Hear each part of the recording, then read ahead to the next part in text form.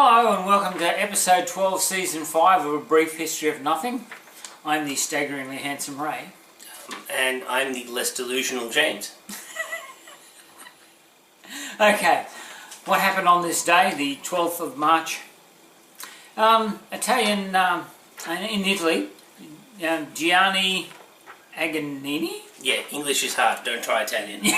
Was born. He's the man who took his little family car company called Fiat and made it into a global monster. Yeah, you may have heard of it. It now owns just about everything that comes out of Italy now, and also Chrysler. Right, in 1933, FDR, American president, did the first of his fireside chats to the nation, of which he did many. That's a phone a friend option. Yes. On this day in 1938, Germany annexed Austria, and in 1969 the police did a raid on Beatle George Harrison's house looking for drugs. Did he have some things he wasn't meant to have? Well, they obviously didn't find anything.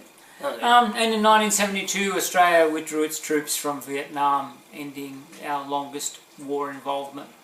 Yes. Right, now... Which eventually we lost. Well, yeah, no. Yes and no. The job of the Australian troops was to win the hearts and minds of the Vietnamese over there, and that's pretty much what they did. The Australians were very popular, and they did a great job over there. The war was unpopular, but our troops did an exemplary job. Okay. Okay, now we're going to look at things that sort of Hollywood doesn't quite get. Yeah, no. Right. You ever watched a movie and went, nah, sorry, no, that can't happen. What Yeah. are you telling me that if the General Lee does a 30-foot jump and lands, it does bend the chassis? Yes, and probably pushes the struts through the mountings too. Oh, I find that very strange. Because in the show, it's fine. It just keeps going. Well, in the show, but there's this thing called editing. Really? Okay. Yeah. All right. Now, so you're going to tell me that there's no sound in space, aren't you? Yeah, because apparently no air.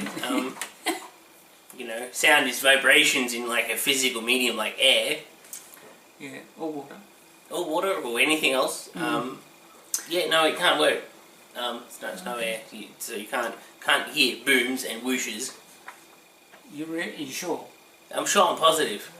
So you're going to tell me that when old Darth Vader's scooting around in his little fighter, it doesn't make that horrible screeching sound? No. Oh. No, and the Starship Enterprise doesn't go whoosh. It doesn't? It doesn't whoosh. And the next thing you're going to tell me it doesn't leave that rainbow effect behind it. Well, I'd probably do. Like, I like how when you see the stars all trailing past, see, in reality, you would have everything would be blue shifted as you were going towards it. As you were looking behind you, everything would be red shifted. So You're going to stuff up a good TV show with science, aren't you? yeah, I know. Okay. That's the logic into it. Okay, so what about dogfighting in space? Well, yeah, but, I mean, obviously a lot of, particularly Star Wars was inspired a lot by the happenings in World War II, like the Dam Busters, make the connection there. So, yes, that wouldn't work, because the environment's completely different. You can't do air, You tell me you can't do aerobatics in space now. No, you can't. I mean, you probably could do something similar to dogfighting, but it would be very complicated and very slow.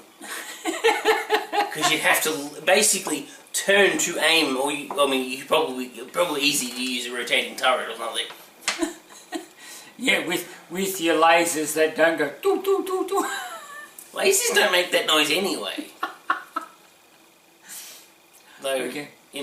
they And when there's an explosion, it's not a kaboom. no. You're just ruining it for me, aren't you? You really have to ruin it for me. Sorry, I've just ruined pretty much every science fiction movie you've ever seen. Now, Sorry. you're going to tell me next that they didn't get the ride-on out to do the lawns before they do medieval. No, you see the medieval and Roman era fighting.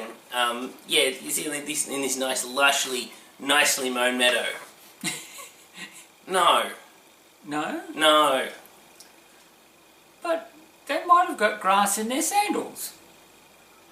Or cobbler's pegs caught up in their fur boots. The Iron Age people. That's not fair for them. They need it nicely mown. Yeah, I mean, look, if you were like a noble or a king or something, and you had like stacks, you could afford servants to go around with your scythe, right? And, yeah, okay. But no, you're not doing a 50-acre park. No, with a scythe. No, bizarre. I think you're just bizarre. No, I think you're being very, very difficult with the poor Romans and the Iron Age people and medieval people. They must have had nicely mown battlefields. Yeah, and nicely mown villages too. Yes, yes. There's Lufwindus out there with his Saxon lawn.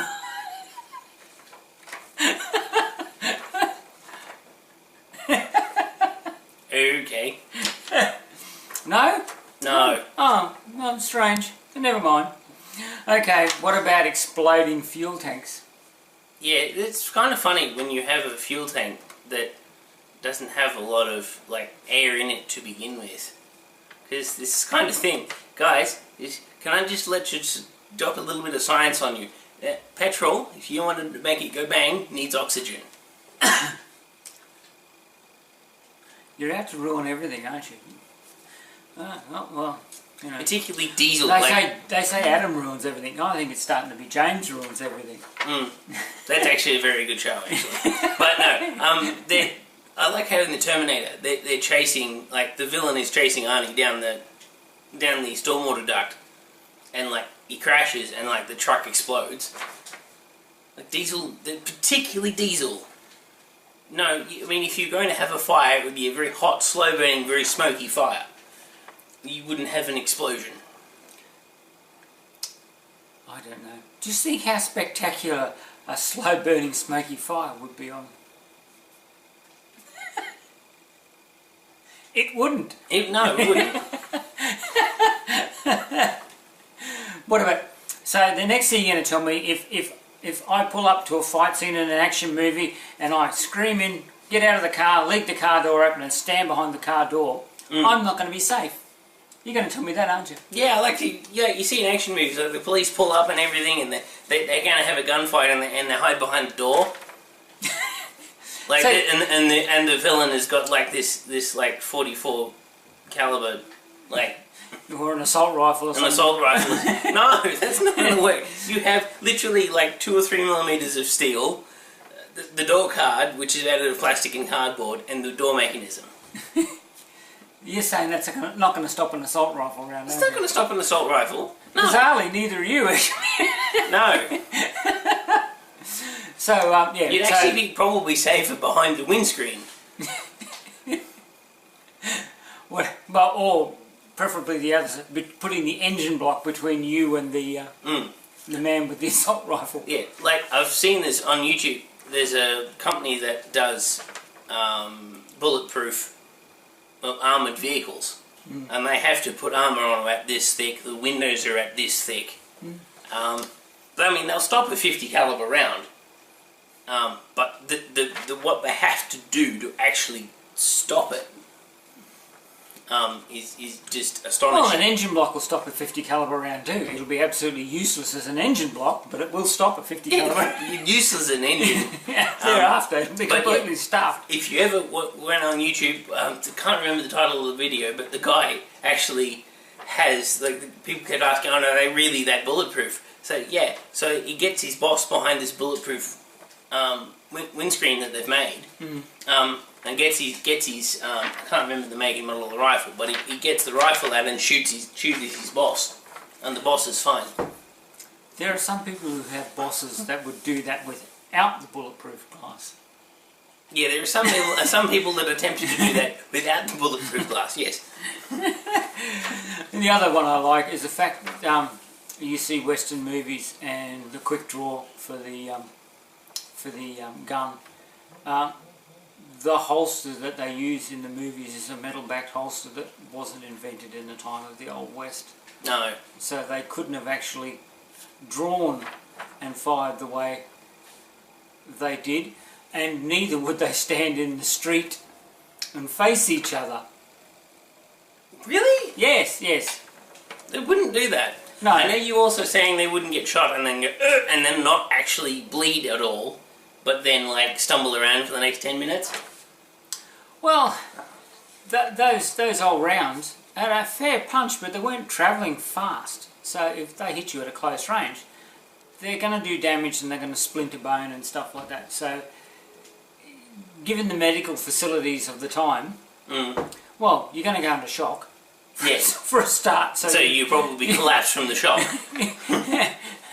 And then, and you're probably going to get septicemia. You're stuffed. But yeah, no, they wouldn't.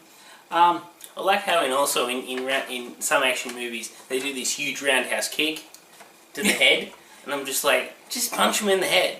Like, you realise that they could just block the kick and then take the other leg out from underneath it. I think you've pretty much won the fight then, because they're on the ground.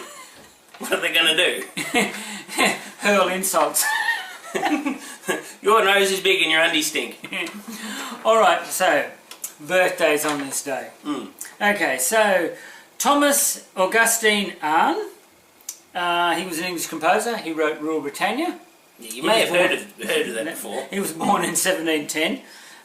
Frederica of Baden, she was the Queen of Sweden, she was born in 1781. Now, John Abbott, I throw him in because we like to do something for the Canadians. Yes. He was the third Canadian Prime Minister. Because Canada. Yeah, because Canada. They're very nice. You're very nice Canadians. Yes. Yeah. Now, 1831, Clement Studebaker was born. He went to begin a car company.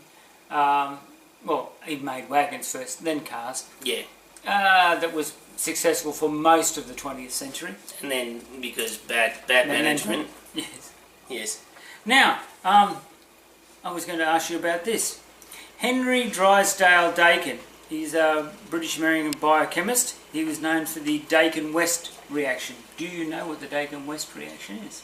You're a chemically minded person. Well, we all are, actually. We're all chemically minded people. Yeah, that's how brains work. They work on chemistry. Yeah. Funny that should be. Yes. He was born in 1880. Now, 1917, actress Googie Withers was born.